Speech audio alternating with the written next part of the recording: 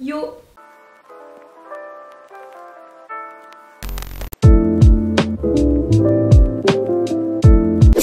Aujourd'hui, on va parler d'un sujet que j'aime beaucoup trop, c'est les animés, et on va parler des animés que j'ai préférés. On va commencer tout de suite parce que les intros qui durent 100 ans, il y en a marre. Les animés que je regarde sont généralement dispo sur Netflix. Du coup, il n'y a pas spécialement d'ordre aux animés que je vais vous présenter, je vais vous les présenter dans l'ordre que ça me vient. Et du coup, on va commencer avec le premier animé qui me vient en tête, c'est Hunter x Hunter. Ça a été une grande révélation pour moi, je sais pas pourquoi j'avais un a priori sur cet animé. Au final, je l'ai regardé et je l'ai beaucoup trop aimé, du coup je me suis fait tatouer un des personnages sur la jambe. Non, ce n'est pas Hisoka, non. En gros, pour ceux qui connaissent pas Hunter x Hunter, parce que franchement j'avais un a priori dessus, je savais même pas de quoi ça parlait, mais je sais pas pourquoi je voulais pas le voir.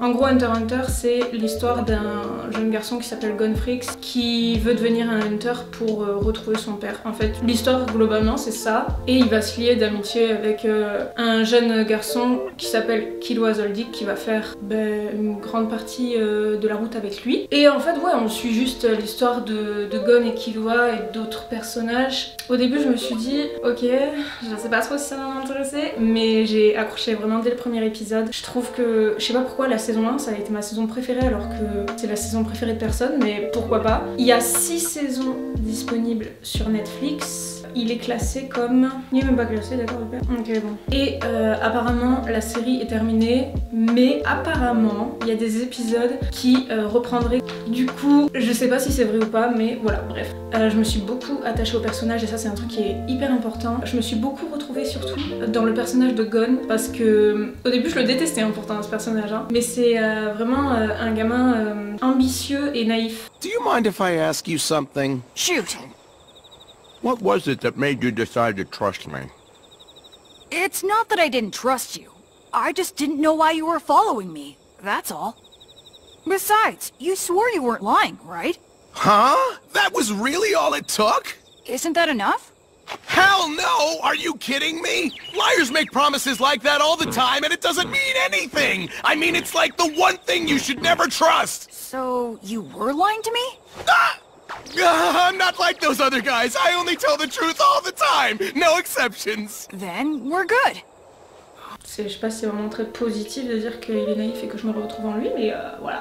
En fait, il est simple, il est bête, mais dans le sens mignon du terme, dans le sens où si tu lui dis quelque chose, il va te croire, parce qu'il voit pas pourquoi tu mentirais, enfin tu vois ce que je veux dire, bref. C'est un shonen, pas suivi la suite d'Escale, donc du coup j'espère vraiment qu'il va y avoir la suite en animé, ça serait trop bien. Ensuite on va passer à un animé qui est catégorisé d'horreur, apparemment sur TV Time, c'est Tokyo Ghoul. Je l'ai regardé il y a des années et j'ai vraiment trop aimé. Pareil, je me suis beaucoup attachée au personnage principal, mais j'ai pas réussi à regarder les autres. Genre, il me semble que sur Netflix d'ailleurs c'est dispo, il y a Tokyo Ghoul Heureux si je dis pas de bêtises, mais je sais pas, j'arrive pas du tout à accrocher à la suite entre guillemets. Mais sinon ça a été quand même un très bon animé. Il y a 3 saisons qui sont dispo sur Netflix et le synopsis c'est en gros un mec, enfin un étudiant qui tombe par hasard sur une fille, une ghoul qui tente de le manger, sauf qu'il se passe quelque chose et ce qui fait que le personnage principal Ken Kaneki devient à moitié une ghoul et à moitié un humain. Du coup il a, on va dire, une partie de son cœur qui reste humain et la moitié qui est une ghoul, donc il a besoin à moitié de se nourrir mais à moitié il veut pas, enfin bref. Alors je sais plus c'est dans quel épisode, mais j'ai beaucoup aimé le passage, sans spoiler, 1000-7 égale. Voilà, je trouve que c'est... Ouais, je le trouve vachement en fait psychologique à la fois, enfin... Non, franchement très bel animé, à part, d'après moi, la deuxième partie qui est pas ouf, j'ai pas réussi à accrocher. Mais après c'est que mon avis évidemment. Ah oui, et du coup, Tokyo Ghoul c'est une série qui est terminée maintenant, si je dis pas de bêtises. On va parler de Satsuriku no Tenchi. Ça date de 2018, c'est une série qui est terminée, il y a qu'une saison et c'est catégorisé d'horreur. En gros, c'est l'histoire d'une jeune fille qui se réveille dans un un sous-sol quoi. Et elle a aucun souvenir de ce qu'elle fait ici et elle essaie de s'en sortir. Et voilà, je sais pas trop si je peux raconter d'autres trucs parce que y a pas trop d'autres trucs à raconter non plus quoi. Tu suis pendant une saison, elle est dans l'entrepôt et elle va essayer de se débrouiller pour partir d'ici. Et je me suis vraiment trop attachée au personnage de Zack, vraiment trop kiffant, trop kiffant ce personnage. On va parler de Demon Slayer. Il y a qu'une saison il me semble. C'est l'histoire d'un jeune homme qui s'appelle Tanjiro qui va apprendre en fait un jour que, enfin tu l'apprends apprend dès le premier épisode, que sa famille vient de se faire massacrer et que seule sa sœur a été entre guillemets épargnée, mais elle est quand même devenue un démon. Et du coup, il va faire une sorte de voyage pour pouvoir lui redonner son apparence. C'est un très bel animé avec des très belles OST. L'animé n'est pas fini et il n'y a qu'une saison. Je ne sais pas si elle est dispo sur Netflix par contre. Ça sort vraiment cœur sur elle est trop choupi. Ensuite, on va parler de Death Note. Il n'y a qu'une saison de 37 épisodes qui sont aussi disponibles sur Netflix si je dis pas de bêtises. C'est un animé, il n'y a pas la catégorie mais je mettrais horreur ou psychologique, peut-être plus psychologique, je sais pas. Et en gros pour l'histoire c'est un jeune garçon qui s'appelle Light Yagami, un étudiant qui découvre un jour qu'il y a un cahier qui vient de tomber du ciel. Et ça l'intrigue, du coup il décide d'aller voir ce que c'est en sortant des cours et quand il rentre chez lui, il le feuillette et il voit qu'il y a des sortes de règles, ce qui fait que quand tu écris le nom de la personne dans le cahier, il meurt. Tu peux choisir sa mort, tu peux choisir quand il meurt, etc. Et au début, il va s'en servir entre guillemets à bon escient dans le sens où il va décider de tuer uniquement des criminels, des gens qui l'estiment mauvais. Sauf que, en ayant la possession d'un carnet comme ça, il commence à briller et il commence à se prendre pour un peu un dieu puisqu'il a tous les pouvoirs en fait. Et ça va se jouer entre Light Yagami, du coup le tueur en série entre guillemets, qui fait des meurtres que personne ne peut expliquer, et Interpol avec des détectives, etc. Et surtout un détective en particulier, qui est elle, qui est un détective très intelligent. Elle va essayer de le piéger, sauf que Light, il est quand même aussi assez smart. Et en gros, voilà, c'est ça l'histoire. Je pense que, ouais, il fait clairement partie de mes animés préférés. C'est l'un des animés que j'ai vu il y a le plus longtemps. Et je le trouve hyper cool parce qu'en fait, c'est quelque chose où je pense que, franchement, si on était dans le cas de Light, on a beau le juger ou quoi, tu vois, mais je pense qu'on vrillerait tous comme lui. Et c'est hyper psychologique et c'est ça que j'ai kiffé dans cet animé. Et l'opening aussi, mais l'opening, il est insane, il est trop cool, vraiment trop cool. Et voilà, bref, c'est tout ce que j'avais à dire sur cet animé. C'est un animé qui est terminé et ouais, comme je disais, une saison de 37 épisodes. On va parler, je crois, d'un des plus vieux animés que j'ai vu, c'est Elfen Lied, je sais pas si je le dis bien. C'est un animé catégorisé horreur avec une saison de 13 épisodes, donc ça se regarde hyper vite. Je crois qu'en 2 jours c'était terminé. En gros, c'est l'histoire d'une jeune fille qui est dans un laboratoire très sécurisé, qui va se mettre à vouloir s'échapper de ce laboratoire. Tu comprends pas trop ce qui se passe au début, elle se met à buter toutes les personnes qui est à un certain périmètre d'elle et elle va réussir à s'échapper. Sauf qu'il y a un tireur d'élite, un sniper qui va lui viser la tête pour espérer la tuer.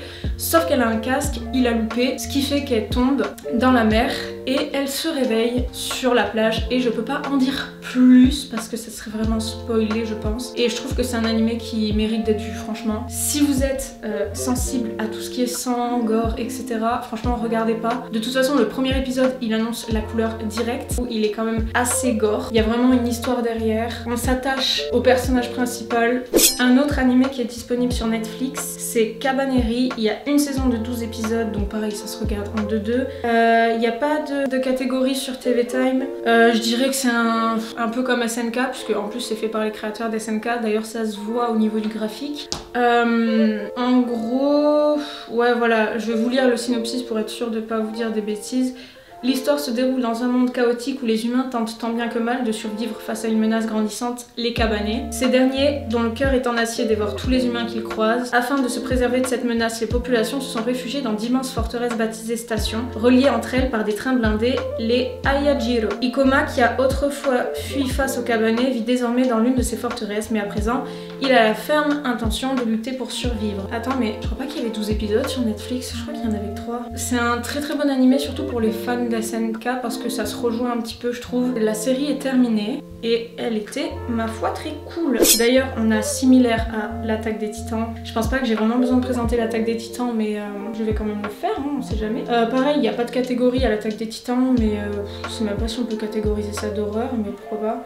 Mais en gros, l'histoire, pour faire très rapide, c'est une population qui est enfermée entre 4 murs, hein, techniquement, avec des titans immenses derrière, et un jour ces titans vont commencer à briser les murs et venir les manger quoi.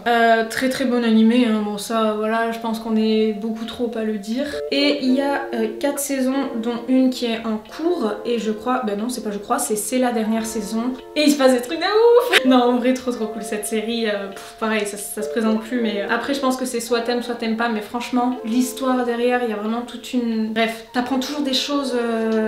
Non incroyable, très fort. Ah oui alors il y a un animé, ça fait un petit moment maintenant et je vous avoue que je l'ai tellement saigné vite que il faut que je lise le synopsis pour pas vous raconter de bêtises. C'est Deadman Wonderland qui était disponible sur Netflix, je sais pas si c'est toujours le cas, il y a qu'une saison et la saison est terminée. Et en gros, alors je vais vous lire le synopsis parce que sinon je pense que je vais vous dire des bêtises. En gros, je vais faire simple.